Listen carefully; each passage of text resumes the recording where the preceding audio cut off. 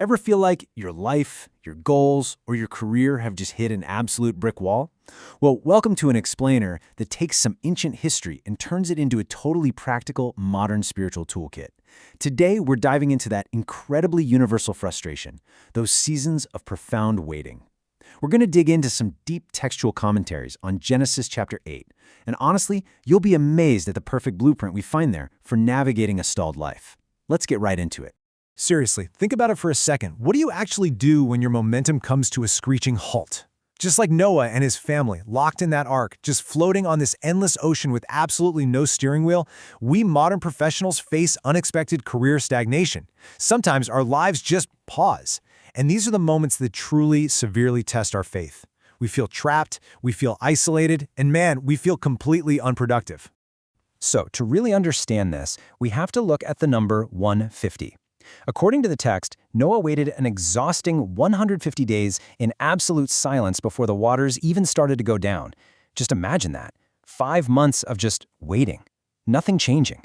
It perfectly mirrors the grueling psychological toll of our own waiting periods today. It's so easy to feel entirely abandoned when the days just keep ticking by without a single visible sign of progress. But then, right when it feels impossible, we hit this incredible turning point. God remembered Noah. When you feel completely forgotten during a career pause, this minimalistic but profound truth is what anchors us. And the commentaries point out something crucial here.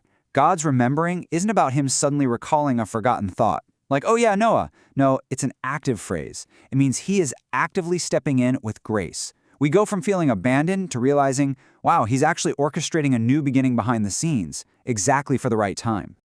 Section 1. The Test, Raven or Dove. Let's see how our waiting reveals our true spiritual condition. All right, so first up, Noah sends out a raven. Now, in the biblical context, the raven is an unclean bird. Commentaries highlight that it actually symbolizes our carnal nature, meaning our raw human flesh and blood reactions to being stuck. And here's a super interesting fact. Ancient sailors actually used ravens to navigate because they instinctively fly straight toward land. So, on one hand, it was a very practical human choice, but spiritually, it represents that desperate instinct we all have to just settle for whatever is immediately available, even if it's super messy. It brilliantly illustrates what happens when we panic in the wait.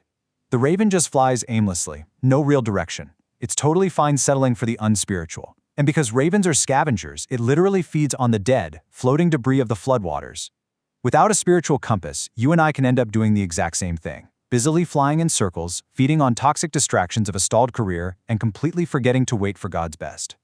But then, we get the dove. Stark contrast here. The dove is a clean bird, and it's widely recognized as a symbol of the Holy Spirit. It represents a pure, renewed spiritual yearning. The dove is a creature that absolutely refuses to compromise its environment. It won't settle. It seeks only a clean, dry, and pure resting place. Because it absolutely refuses unclean resting places. When it couldn't find solid ground, it didn't just settle for floating garbage like the raven did. No, it yearned for true peace and went right back to the center, back to Noah, back to the ark. This is a huge lesson for us. A renewed believer, guided by the Spirit, is going to actively reject the polluted, stopgap options of the world and retreat to God for safety when the environment just isn't right yet. Now, comparing these two directly really forces us to hold up a mirror to our own choices during a career stagnation. Ask yourself, are you acting like the raven right now? Restless, compromising, just settling for the world's messy leftovers so you can feel busy? Or are you acting like the dove, holding out for God's clean provision, maintaining your spiritual purity, even if it means hanging out in the ark for a little while longer? And you know, the timeline of this wait is fascinating because it builds our understanding of divine timing. Noah didn't just wait in one big chunk. It was structured.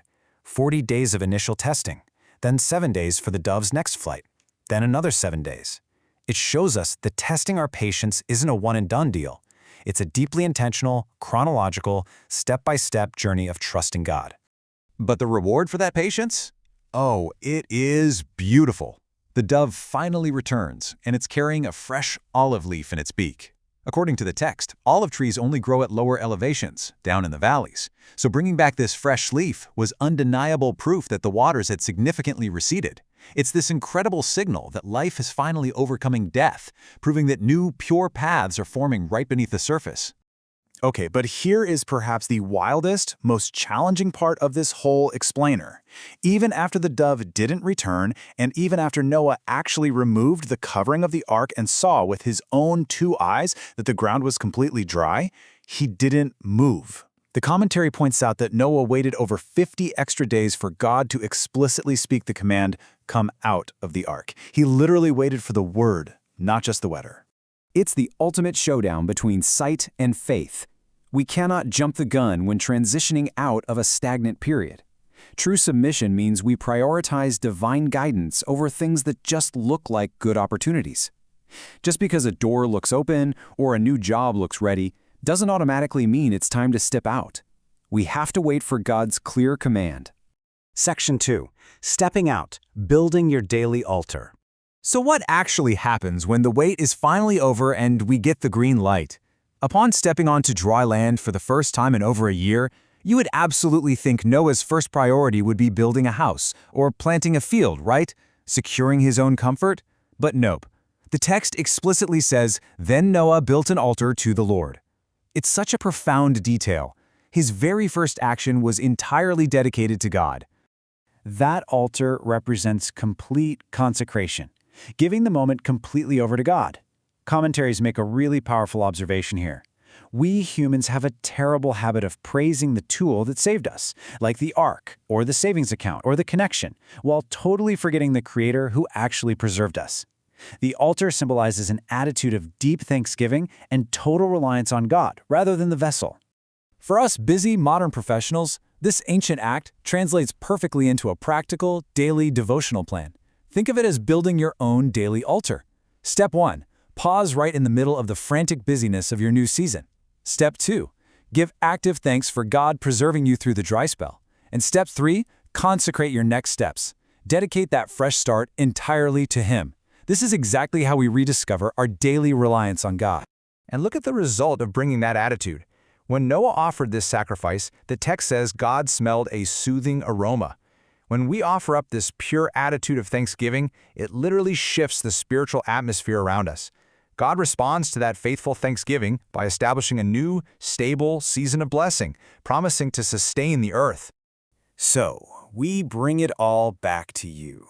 As you navigate your own seasons of waiting, maybe career stagnation, or just sudden life changes, I want you to ask yourself this one deeply provocative question.